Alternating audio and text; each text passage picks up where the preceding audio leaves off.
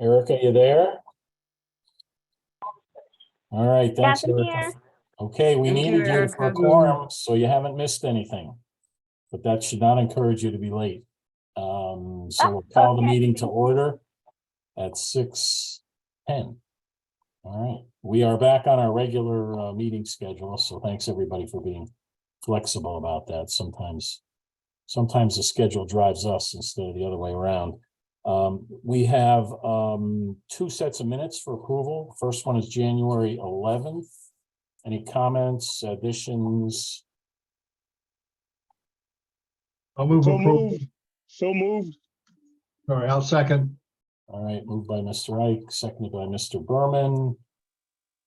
No other discussion. All in favor, please say aye. Aye.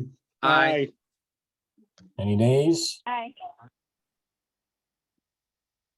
Anybody abstaining? All right, we are unanimous. Thank you very much. And the second set of minutes, January 23rd. Anybody So have moved. comments? All right, moved by Mr. Ike, Second. second by Mr. Berman. Any comments? Additions? All in favor, please say aye. Aye. Aye. Any Mr. Chair, I'll nays? have to abstain from this one. I was not present for the 123 meeting. Okay. But other than that, the motion passes. Thank you. All right. So under new business, we have a lot of good updates here. So let's go first to TSKP. Richard and Deanna are here.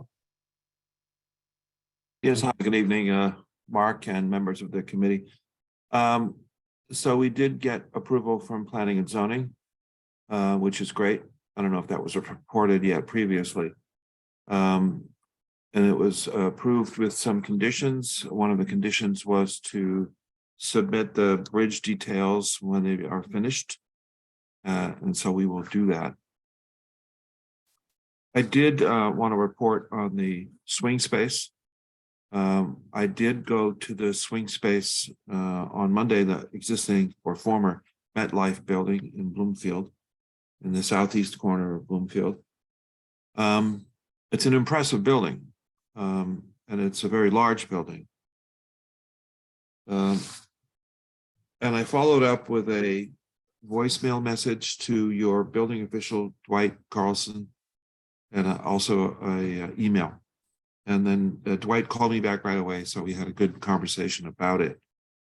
I was met at the building with Bob Berman and with Allison Lukos and Chris Siluak. There's a lot of space that's available, and there are even workstations, very expensive Knoll Industries workstations. This is corporate quality material. It is a raised computer access floor, which allows for wiring underneath the access floor.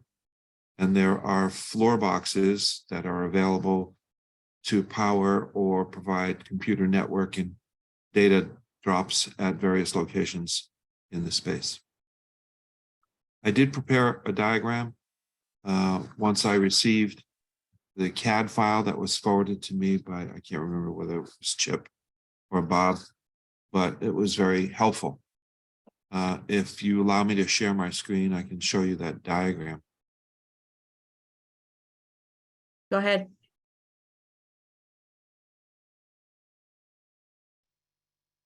Can you see this? Not yet. Not yet. There we go. Okay, great. So this diagram, let's see if I can zoom out. So I prepared this diagram, which I reviewed with the building official today. In fact, maybe I should start with an aerial photo to give you a better idea of what's involved here. Okay, I'm sure you can see this diagram now. So once you find the site, you approach the former MetLife building down this driveway, which leads right to the main entrance, which is located right here. There's a bus loop. We actually don't see the aerial. We still see the drawing, the Oh. floor plan. Oh,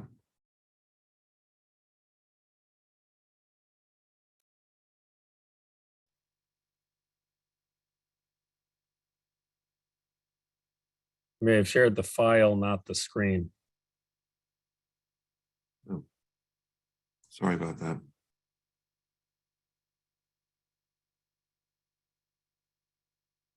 Let's try that again. How about now? There we go. Got the aerial. Okay, so once you get to that area of Bloomfield, you'll find this building, which you go to the approach drive, which is located here. And then there's a bus loop or a drop-off loop right in front of the building. The entrance is approximately here. And there's also a visitor's parking. Very nice, convenient locations for both. And you enter the building from this end. It's a long building that has a number of spaces surrounding an atrium space in the middle. Now let me show you the plan again.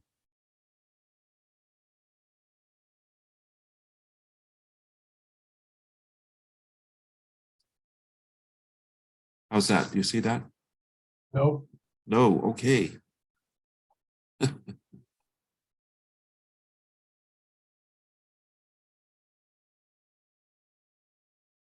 Okay. Got it now. Okay, great. So what I said was the entrance is located here. And this diagram is of the second level of the MetLife building. So you pass under this vestibule and entryway, and then you encounter a security person who will let you through some gates. These are low counter height gates. And then you go into this huge atrium space, which is here. And you rise up an escalator, you go up to the second level, and you travel. Let me enlarge this a bit. You go up the escalator, and once you're on the second level, you can find your way into this area called Suite E, which I showed in blue. Right now, there's a large open area, approximately here, half the space, and the remaining half the space has workstations. This is the Knoll open office workstations that I mentioned. At each end of Suite E are bathrooms, men's and women's rooms here, also here. And the space is open to the atrium space. The feel of it is very similar to, let's say, a shopping mall, which has a number of tenants around the atrium space, and they're open to the atrium space. So you see some columns here, but there's no wall. And there appears to be what looks like a planter, but it's filled with stones here, and it just is a nice definition between where the open atrium space is and where this Suite E is located.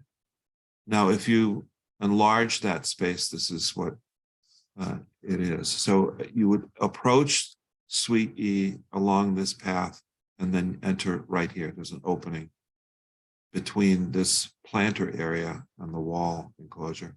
So you come in right here. And when we were there, I was suggesting that maybe we think about some concept on how to use this space. And I suggested we divide it into, let's say, 4 areas, one of which would be the reception area or the circulation desk area. This diagram shows the circulation desk area here, but it could certainly move to the left. North is to the upper part of the sheet, south is the lower part of the sheet, and so on. So you could move this reception area toward the west, and you could reduce the size of this. And the next area could be the adult area, then a children's area, and then F area located here. At each end of Suite E, there is a number of enclosed spaces. These are previously used as meeting rooms. And there's a copy room here, but the entrance unfortunately is on the side of the room, not in direct sight of any future circulation desk. There's more spaces here. These look like they were probably executive offices and so on. And these are all fully enclosed with partitions and doors. There's a similar arrangement on the eastern end of Suite E with these former meeting rooms and executive offices. So that was my thought, and I marked up, I did some cartoons and marked up the diagram that I brought with me. And then when I contacted the building official, we had a conversation about this, and I shared this diagram with him. So Dwight was receptive to the idea. He has some concerns that need to be addressed. One of which he said he would really like to have a plan of furniture demonstrating where the furniture would be installed and demonstrating that there is suitable egress paths between furniture and shelving to allow for occupants of this space to exit. And there are two exits in this suite. One leads to the west to an egress stair here. One leads to the east to an egress stair here. So he wants that demonstrated in a diagram.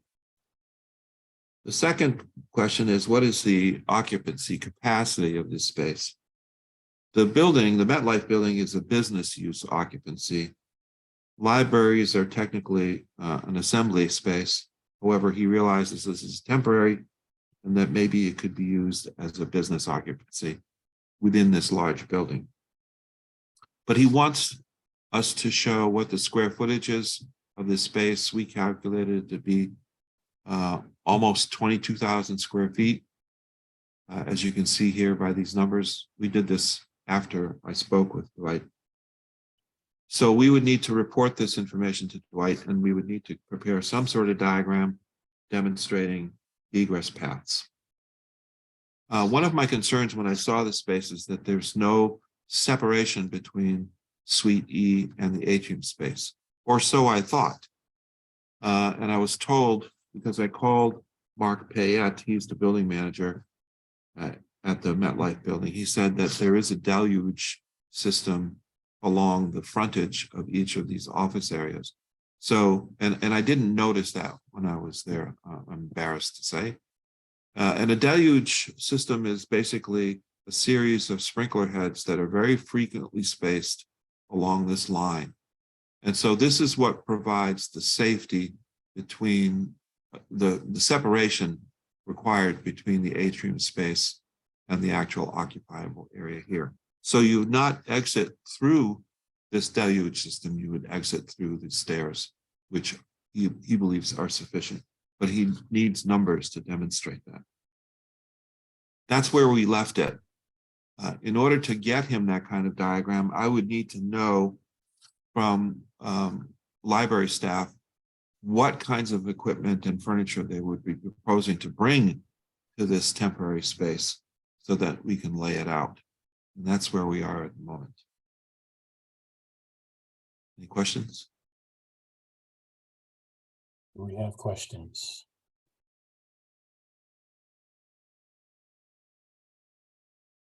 Looking for Patrick. Yes, thank you, Mr. Chair. Thank you so much. This is very helpful to understand the swing space. I'm just wondering, so at the lower part of the diagram, what are all of those workstations for? Well, they're vacant. And so if you look at the upper diagram, what I tried to do is illustrate what you see when you go there in the space, which is a large open area, and then all of these workstations, which are all vacant. Right. And so what I tried to demonstrate to the building official is my recommendation is you keep the workstations here. It will take quite an effort to remove them. Mm-hmm. But why bother doing that? And so in this large enlargement, that you see here, what this sort of suggests is that you could take some of these workstations, dismantle them, and then reassemble them in this location. So they could act as dividers between one area and the next. And this is just a suggested way of doing this. We took the workstations from here, put them here, workstations from here, and put them here. And I located them where there are access panels in the floor. So they could serve as places where people could get to a computer, do some private reading or some work in these spaces. You don't have to do this kind of strategy. You can certainly put tables and chairs, shelving to create these separations between areas. This was just a strategy I wanted to show the building official. And it's something that we talked about when I was on the site on Monday. Okay. So that's just a thought. The rest of the spaces, the rest of the workstations, I don't think you would need unless you wanted to direct patrons, library patrons who came in, if they wanted to have a room, they could use any of these rooms, or if they wanted a workstation, you could put computers on the workstation and they could use, let's say, this bank here. A smaller. Right.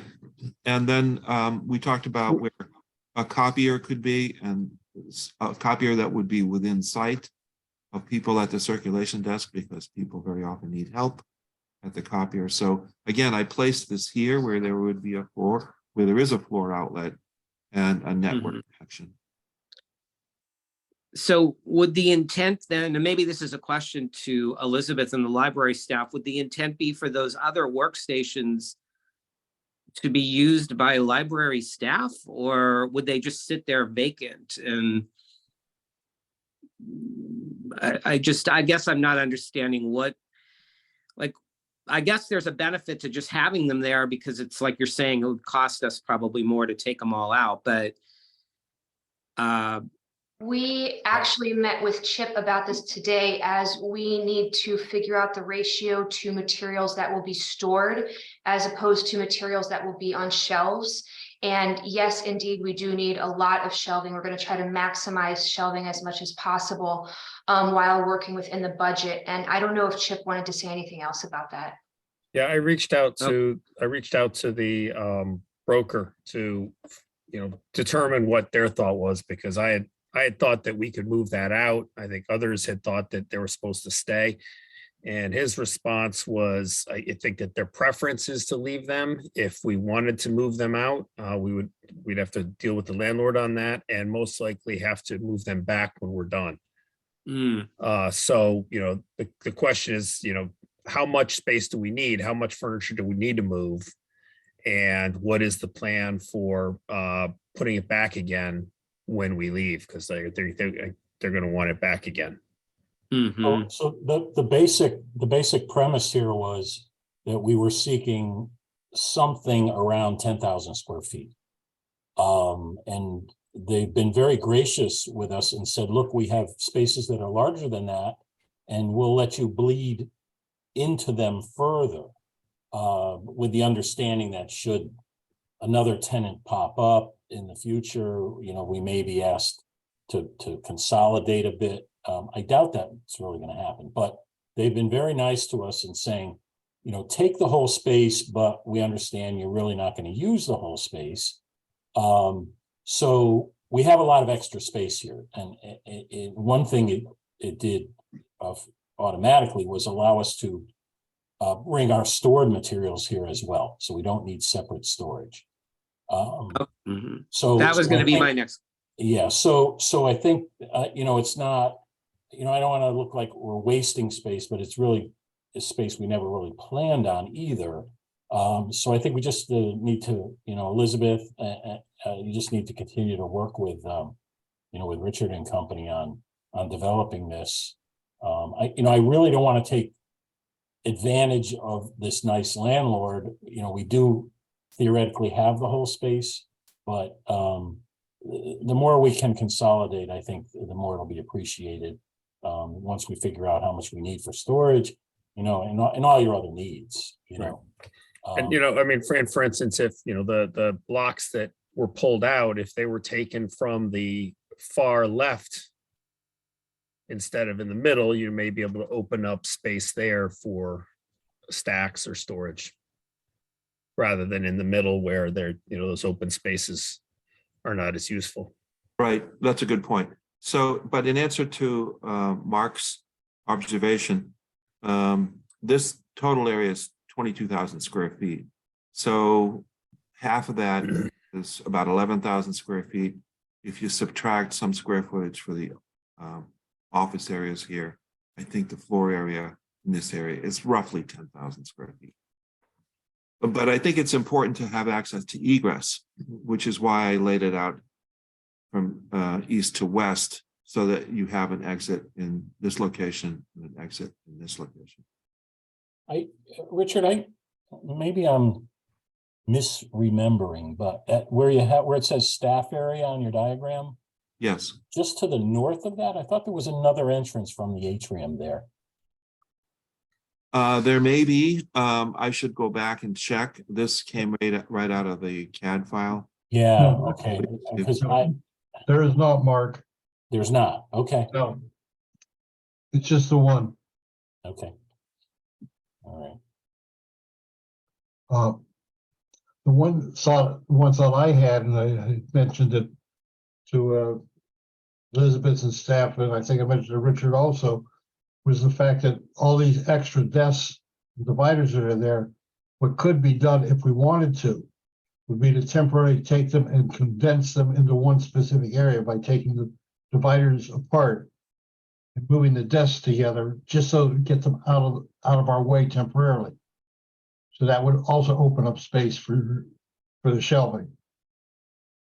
And do we know if Public Works is going to be able to do all that for us, move these? I will be trying to find that out tomorrow and Friday. Okay. Elizabeth, you have your hand up still? Yes, I just wanted to say that we are, playing that dance between how much to bring and how much to get rid of. Because this changes everything. Before, we thought we were going to store everything in a storage facility and just pack it up and not think about it. But now this kind of just changes the ratio approach that we had. So we're trying to regroup and get on top of that as soon as possible. And I know one of the things I asked from Chip today was perhaps we should have a swing space committee where we can just touch base quickly about things so we can move as quickly as possible when questions arise. Yeah, well, I don't know that we need to layer it with a committee. We've got you and Richard, we know, working together, and Chip. I mean, you three are really,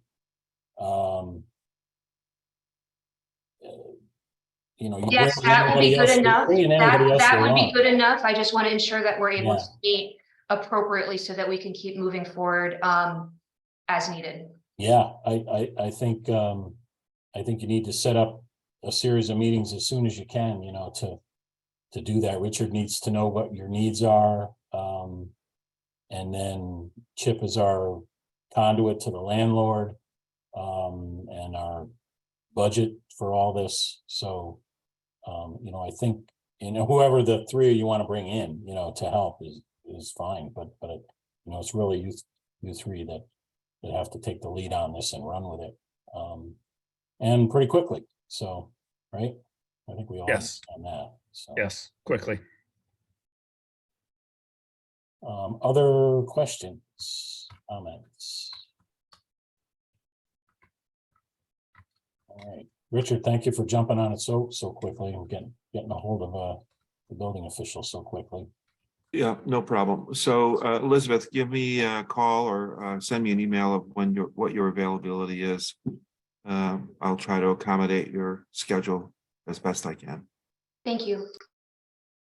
And if anybody else has interest in, being part of it, by all means, let us know. All right, I'll stop sharing now.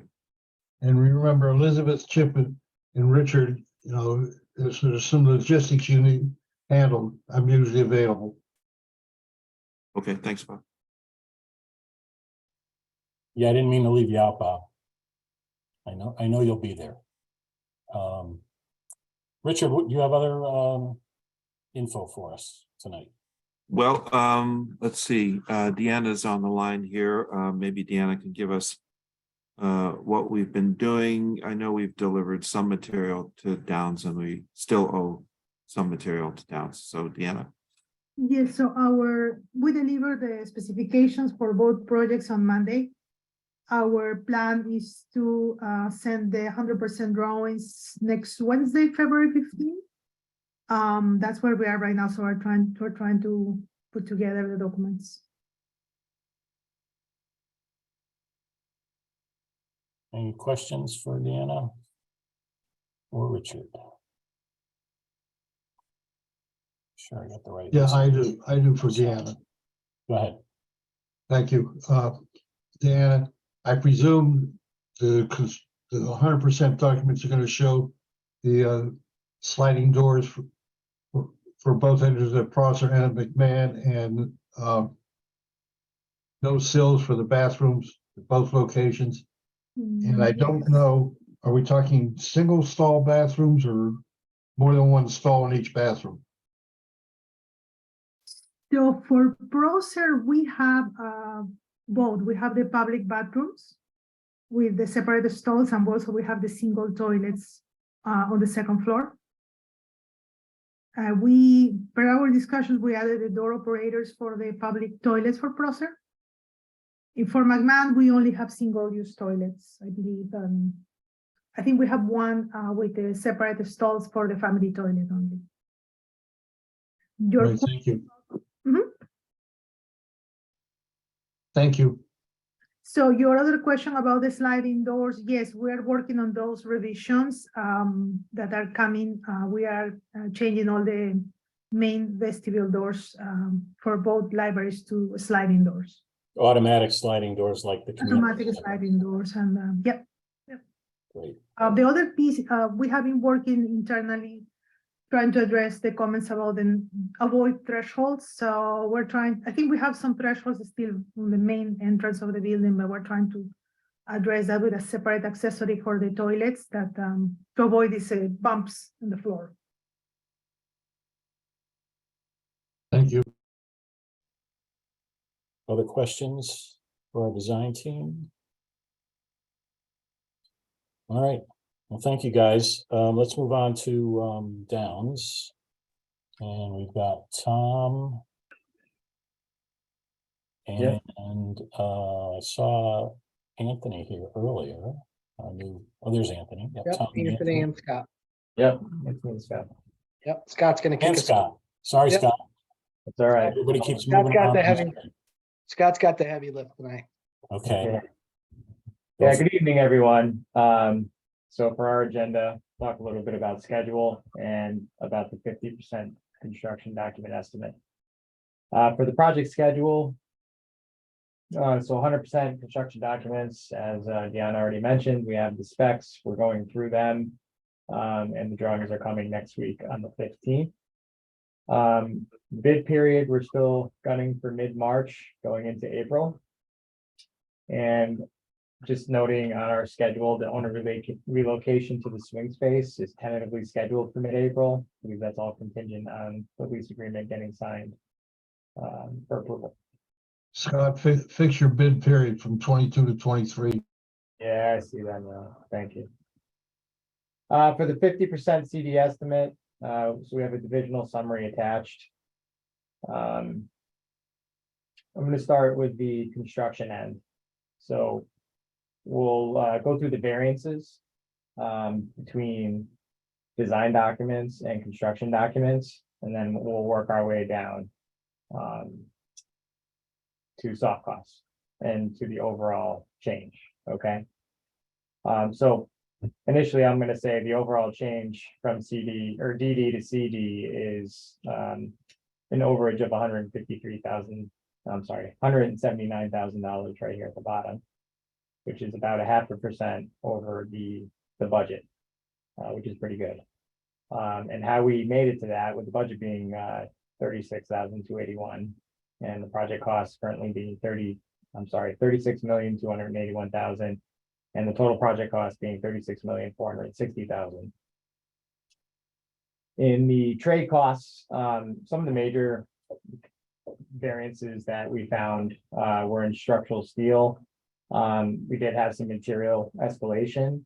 We did have more columns added to the project, more steel added to the project. Some of it is architectural steel, which is steel that you're gonna see that has a better finish on it, particularly in Prosser. And those columns are upgraded with a color gouge, which increases the cost.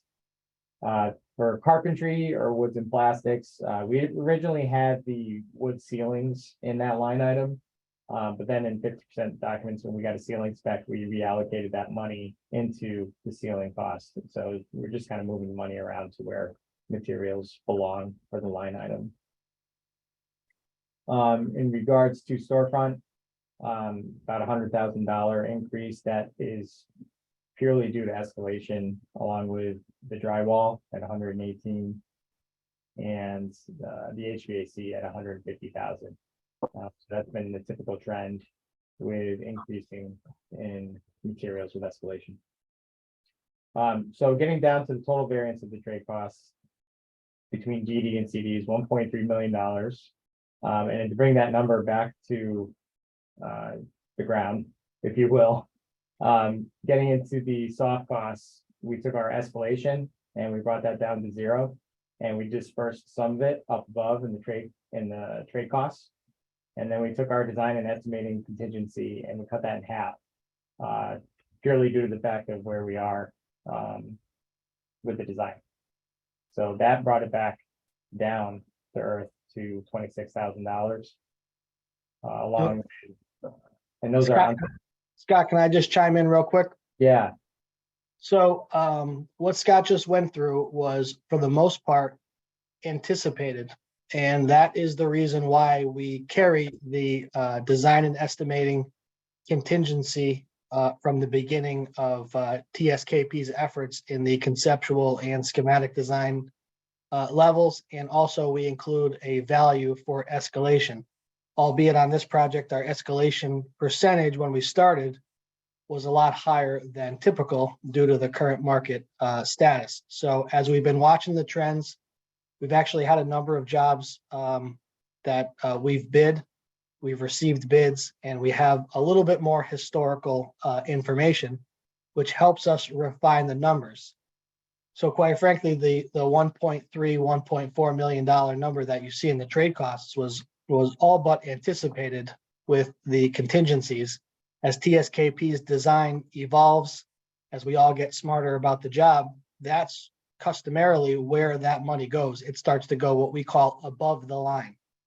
So when we adjust the percentages of escalation in design and estimating contingency, that's because we have a level of understanding, and the design documents have come to a point that most things now are quantifiable. We have a better understanding of the architect's intent. We understand more of the overall requirements. Now we've left it with a 3% design and estimating contingency, which is about 900,000, which will now be held until after we receive the bids. And perfect world, bids come in, we don't need to tap into that 905. That gets flushed back into the town's overall project budget. If not, if there are things that come up during the bid process, as long as we keep it within the 905, that money gets funded from that line item, and then we continue to move forward. Scott, so moving down to the owner's soft you cost. going on the soft cost. Yeah, so moving down to the owner's soft costs, we've aligned that with the total project budget that we have for the job for owner's costs. And, keeping in mind that those costs have been updated throughout the design process, bringing on consultants or establishing the commissioning agent price or the owner's rep for Colliers, and adjustments have had to be made in this area as well. For a total of $153,000. So between the $153,000 from soft costs and $26,000 from the overall cost above here, above the line, as Tom was saying, and in the general conditions, there's a total cost between DD and CD of $179,000. And also, we should point out, Scott, if you could just highlight the owner's contingency. That owner's contingency hasn't changed from the design development to the construction documents. We've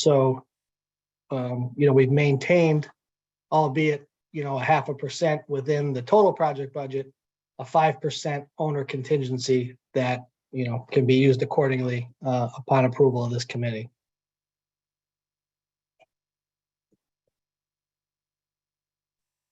And then Scott, I think maybe just touch on some of the alternates there, most of which I think this committee has already seen, but just to maybe just give a quick refresher. Yeah, we can give a quick refresher, Tom, because a few. Yeah, there's a couple new ones, I have think. been added that are new, and some just due to things that have come up in design. But the majority, actually, all of them are for Prosser. The first one being for the ACT tile and the grid, the clouds, the acoustical ceiling clouds, so deducting them if we have to, based on bids that are received. P2, deleting the ceiling in the open parking area down below. P3, adding exterior brick veneer at the lower level. So P3 and P4, you're taking either one. You're either adding exterior brick veneer for $100,000, or you're adding stone veneer for $142,000. Again, depending on the budget after the bids are taken in. P5 is adding the range in the hood at kitchen 121, $35,000. P6A is adding the snow melt system on a concrete metal deck for the bridge, while P6B is adding a snow melt system with pavers on pedestals at the bridge. So those are two options for the bridge, with the pavers being the more expensive option at $84,000 versus $65,000. P7 adding 8x8 pavers in lieu of concrete at the plaza, $79,000. P8, this was a newer one, but people may have seen this. We just may not have had any numbers to it. Adding bird-friendly glass, fritted glass, the Prosser, $185,000. P9, there was originally, this is for the motorized window shades at the curtain walls. This had come up earlier on in the project and it was very expensive, $300,000. So there also was an ad for manual shades at $95,000. See, it's quite a difference. So again, just kind of have to see where the budget ends up shaking out to see how that would get managed. And then a newer item, adding site work with an abutting 5 Tuxas Avenue property. Got a budget of about $5,500 there. So it was discovered that a portion of the property where the driveway goes out on Tuxas for Prosser actually abuts onto the adjacent property. So upon demolition of the building and the site, that area would have to be restored to the adjacent owner or the neighbor. So it's not really an option, is it? No, I guess it's not. But it's put on there because it was a new item. Okay, yeah, thanks. So if I may clarify that, this Yeah. is the existing driveway, curb cut and apron. This is not the new curb cut and apron. But you remember that we're relocating the driveway on the northern side of Prosser. It's a one-way entrance only. You remember that discussion from previous meeting? It's what we presented to planning and zoning, and planning and zoning approved it. It minimizes the impact on the intersection signalization. But when we put our new driveway and the plantings along the northern side of the property, there will be remaining a driveway entrance that encroaches in front of your neighbor. So this is to correct that situation. This is a driveway that actually trespassed onto the neighbor's frontage. And so we would like to get that corrected. So Richard, I noticed this was on the alternate list that I was reviewing, but in reality, this is really going to become part of the CD documents, or is this going to remain as an alternate? So I think it Just should. going back to Mark's comment. Yeah, I think it should be done. I mean, it could remain as an alternate. I do think you need permission to do work in front of the neighbor's property. but you may not get permission to do this work in front of the neighbor's property. So Okay. probably leaving it as an alternate is appropriate. Okay. Okay, Any questions on the budget? Okay, questions, a lot of information there. it's a lot to soak in. I But know. the important number is that 180,000 is our bottom line at the moment, outside of any alternates. So I think everybody should understand that TSKP has been through all of these details. This has backup of how many pages, Scott? Like 50 pages of estimates, and I know TSKP has been through all of that to reconcile to get to this point. So thank you all for all that effort in the last few weeks for that. And $180,000 on this size project is like full steam ahead in my mind. Mhm. Yeah, it's pretty good. Yeah, I agree. That close a number to the budget is you're meeting the budget. Time to bid it.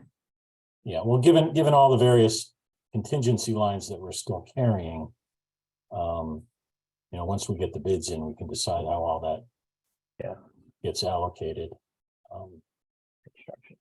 Questions? Yeah, just real quick, Mark.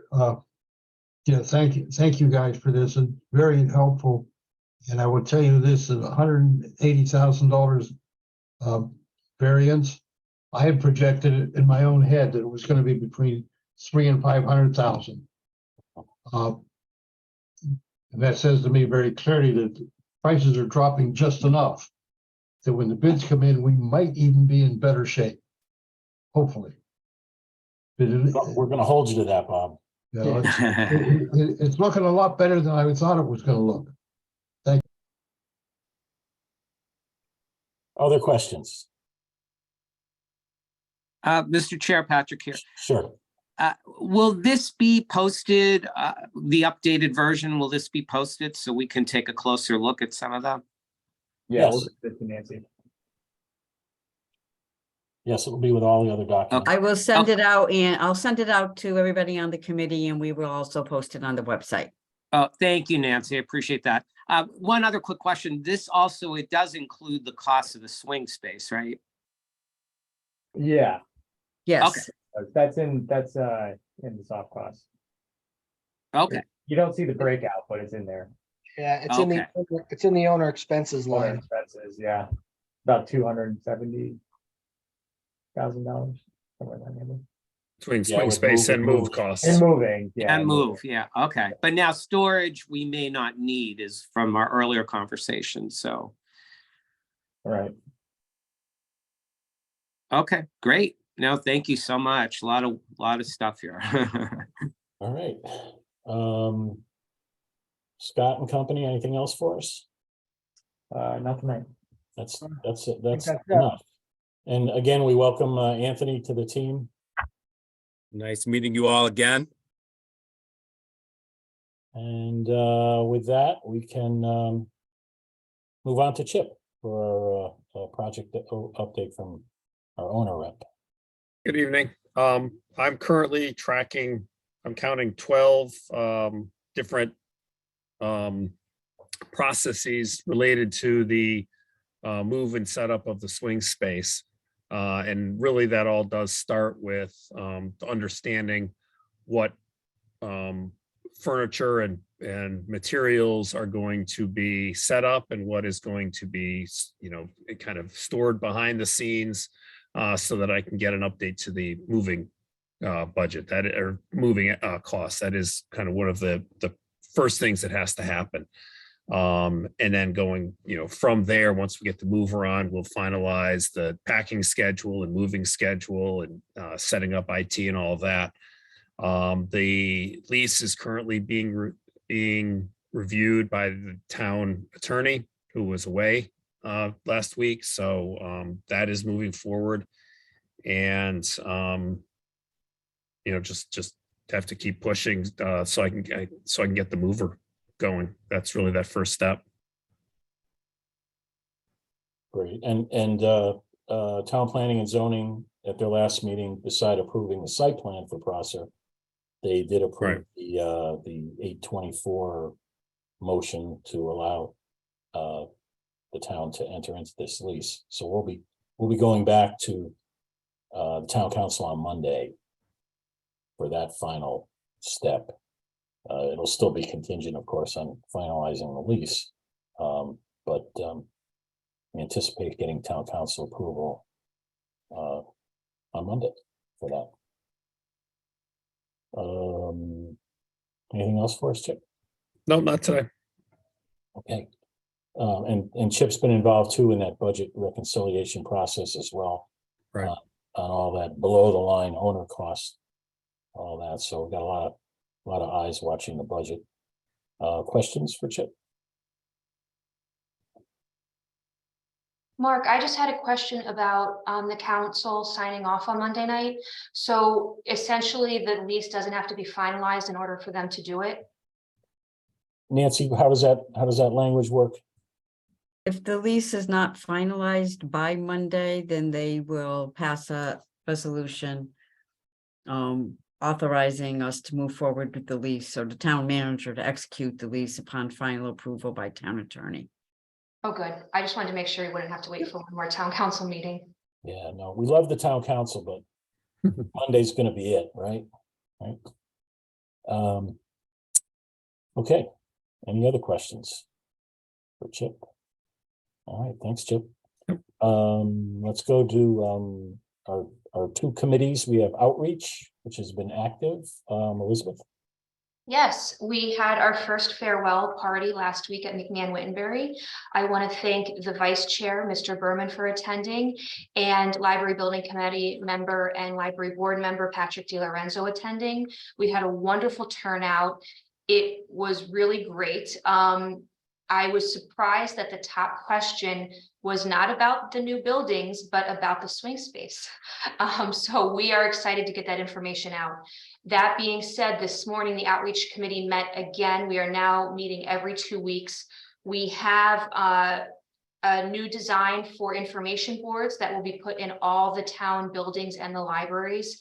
We also have the messenger ready with a full page ad waiting for us.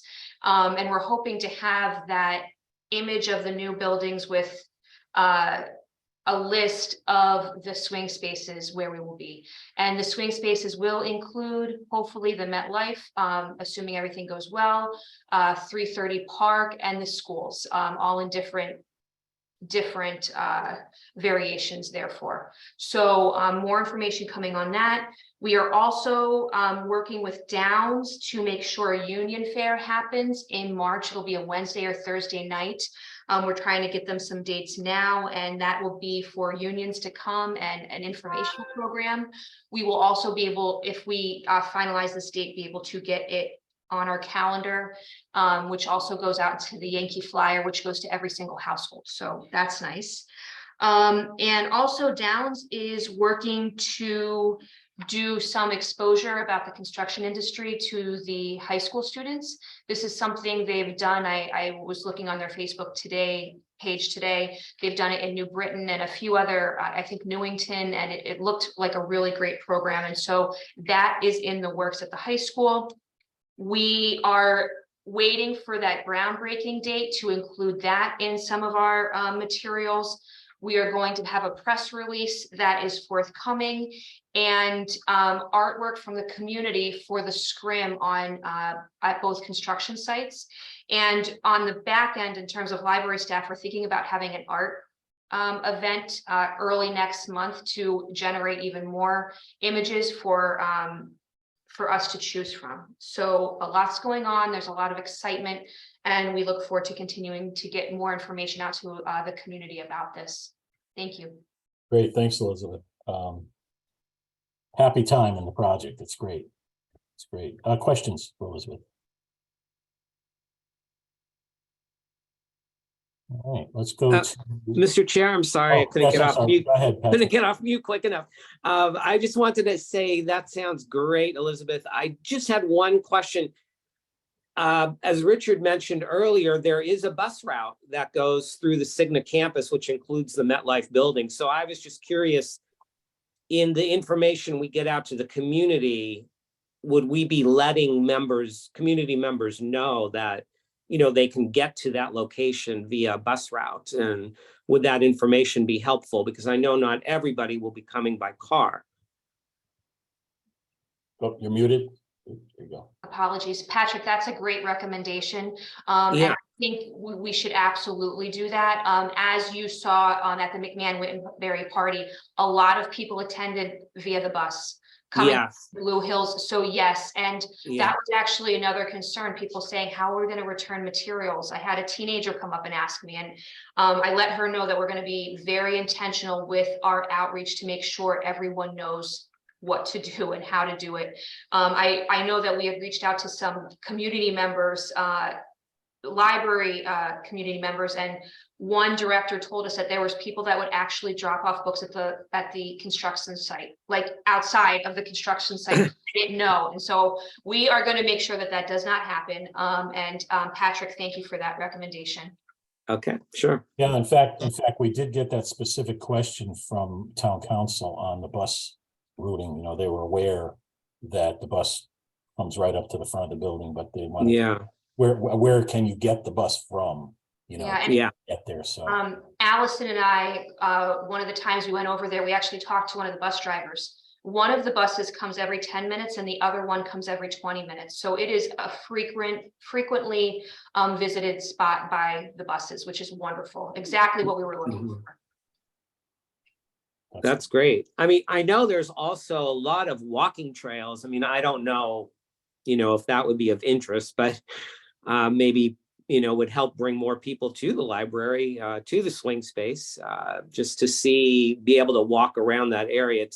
It is a very nice campus there. So there is a lot to do there. And I believe those trails are, certainly open to the public. thanks for that. Thank Other questions? Mr.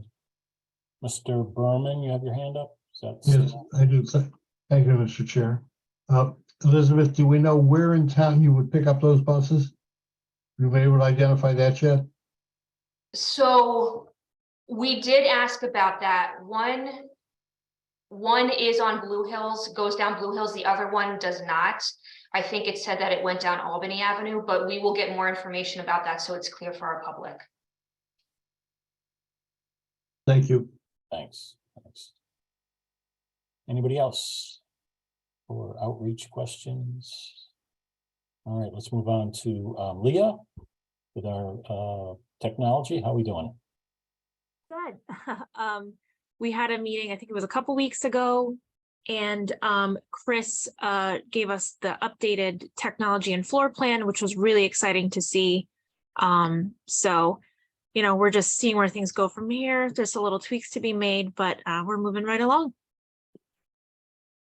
All right, and thanks to that raised floor in the swing space, my understanding is town staff will be able to hopefully make all the connections we need there without bringing anybody else in to do it for the swing space. Questions for Leah? Okay, let's go to Nancy. We got purchases. Actually, we don't have any purchases. I thought we were, but we don't. Okay, good. We're not buying anything, but we're paying people, right? We are paying people. Okay. So the first one we have is for GeoQuest. We've engaged them to do some environmental services for us, and it is invoice number 4130 for $2,391.25. So moved. Moved by Mr. Ike, seconded by, I'll second it, Mr. Chair. thank you, Patrick. Questions? All in favor, please say aye. Aye. Aye. Aye. Aye. Any nays? Motion passes. Thank you. The next one we have is invoice number 4130, also from GeoQuest for environmental services. And this one is in the amount of $13,665.51. So moved. Second. Moved by Mr. Ike, seconded by Mr. Berman. Any questions? All in favor, please say aye. Aye. Aye. Aye. Any nays? Motion passes. Thank you. And I'd like to just remind everybody, GeoQuest is a Bloomfield company, so we're glad to have them on board. Practically across the street from Prosser. All right, And the More final invoices? one I'm sorry? more invoices, right? Yes, one more. And this is for Colliers. It's invoice number, excuse me, the light's bad. 818249. This is for the completion of the design phase services. And it's in the amount of $5,155. So moved. second, Mr. Ike, second by Mr. Berman. Any questions, comments? All in favor, please say aye. Aye. aye, Aye. That was unanimous. Okay, thank you, everybody. Passing that, paying our good people. Invoices. Next meeting is February 22nd. And then we're into March after that. So as always, please let us know if you cannot make it. We're gonna try and make sure we have a quorum every time, right? And I already mentioned Monday night, town council. Well, hopefully we'll get their approval on the MetLife space. And that brings us to comments from the committee. We have comments from the committee. Elizabeth. I wanted to extend an invitation to everybody on the LBC, Downs Construction, TSKP, anyone who's watching. Our next farewell party will be at Prosser Library on February 15th from 4 to 7. We will have a harpist, we will have food. Unlike McMahon-Winbury, where we ran out of food, we are not going to let that happen this time. We're going to be prepared for the numbers. So we would love to see everybody, even if it's just a walkthrough to show your face. I think it goes a long way with our community. That's the And then- 15th, right? Yes. Elizabeth, the 15th, okay. Yes. And then I had two questions. I guess the other thing I wanted to mention was about the McMahon-Wittenberry grant. I did forward some correspondence from the state library about that. They feel very confident that we will be able to move forward with getting that $1 million. And I know that I spoke with Scott about that as well. So if there's any other questions or clarity needed, we can reach out to the state library to make sure we're all on the same page about that. And then I just was curious about the ad alternates. So essentially, is that a list we go through after the bidding process? Or what's the timeline for that? Scott, you want to take that, or would you like me to? Yeah, it is, well, yeah, no, mind, Mark. So when the bidders hand in their bids, they're gonna put a number on that alternate. And we're gonna go through what's called their base bid, which does not include the alternate, to see where our budget falls. So if the budget looks good, or depending where it is, we're gonna have a separate list of those alternates and what those costs are. And yeah, we're gonna go through them with you in the town and see what we can do. And it won't be, shouldn't be too long after. I mean, the biggest thing is after we get the bids, Elizabeth, just so you understand, or anyone else on the committee, is we have about approximately a 2-week period where we go through each subcontractor who is a low bidder to make sure they're responsible with their bid. And we sit down with them for a scope review. And, we sit down, we go through all the items, we record it, and we make sure their bid is legit and that they've got everything they're supposed to have. So once we get through that period, then we know the numbers are solid for what we received. And then we go through the alternates with you. So Scott, just as a point of clarification, the alternates list will also be bid numbers. So not only will we have bids on the trade packages, but the alternates will be trade bids as well. Yeah. So after we get all the bids and vet everybody, you'll be informing us of what the overall budget looks like, and Yes. knowing that and knowing what the actual prices are on all the alternates, we'll all put our heads together and figure out what makes sense. Yeah, and you'll see what those costs are of the alternates too, for all the bids as well. We can list those out on Yeah, our bid tab, so you can see the spreadsheet and what looks like what.